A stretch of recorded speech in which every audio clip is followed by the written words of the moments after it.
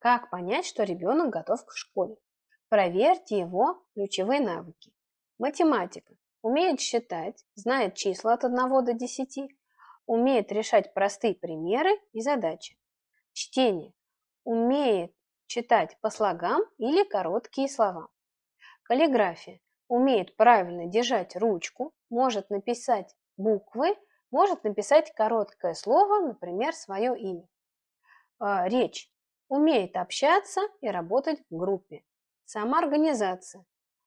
Следит за собой, может убрать вещи в портфель, выполняет простые команды и действия. Усидчивость. Может концентрировать внимание, то есть заниматься примерно 15-20 минут. И помните, готовность к школе – это не только про возраст. Проверьте его ключевые навыки. Если у вас остались вопросы, пишите их в комментариях.